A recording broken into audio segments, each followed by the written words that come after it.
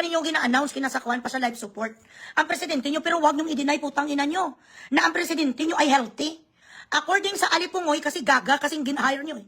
Si Claire Castro, numero uno ka estupida. She is a lawyer and she is not good in really covering, or she's not good in filtering.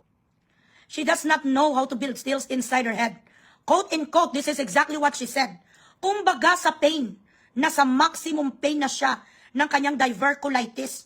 Maximum pain gali bilat sing Iloy ang presidente nyo. Tapos nag-post kayo sa recorded nga ihudi puta nga recorded video na wala ng bawal. Pwede na ako ngayong kumain sa kung ano-ano. Bilat sing Iloy, what a fucking contradiction. Ibig sabihin, kung may diverculitis ka, what are our things? Ha? Outside? Okay.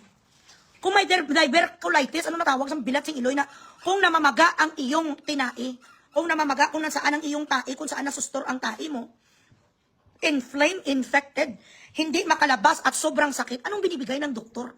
Hindi mo pwede bigyan yan sang aceton lang. Hindi mo pwede bigyan ng sang Medicol or Alaxan. Hindi na sa pwede mag-tramadol. Ang binibigay sa iyo ang highest level din ng painkiller, which is morphine or fentanyl. Let us be conservative with our conversation. If that is the case, Claire Castro nga alipungoy, tanga, estupida, bobo! Bobita kabilat sa Iloy, abogada ka nga gaga. Kung that is the pain of your president, it means he could be high. He could be out of his fucking mind. Nabablock out na siya. He could be asleep all the time. He could not be that effective anymore, effective or focused.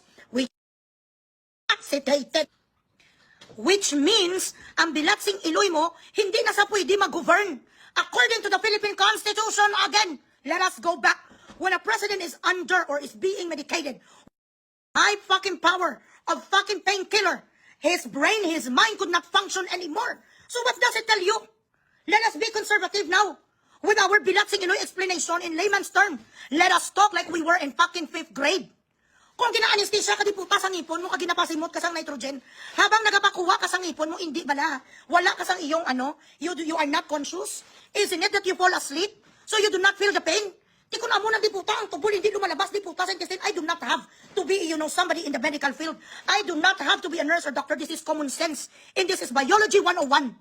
This is physiology 101. It does not fucking take rocket science or a fucking scientist or a genius to decipher what you said, Claire Castro. Marason ka na lang, di puta, marasinungaling ka na lang. Sa naka-frozen, Elsa frozen mga presidente. Bubo ka pa! So, ibig sabihin, by saying so, that he is in so much pain, how the fuck and how the hell you fucking downloaded or uploaded a fucking video via ABS-CBN, nagchika-chika kayong dalawa? So, ibig sabihin, bilat sa Iloy, ang pain ni iyo di puta nga bangag na presidente na wala bigla. Hindi sa nagrugi, bilat sa Iloy, sa pintanel kag sa morpen. Iyot! Ang pwede nyo lang mapaniwala ang mga kapwa mo rin alipungoy, Claire Castro. I am on good authority to tell you nandoon sa sakwan sa St. Luke's.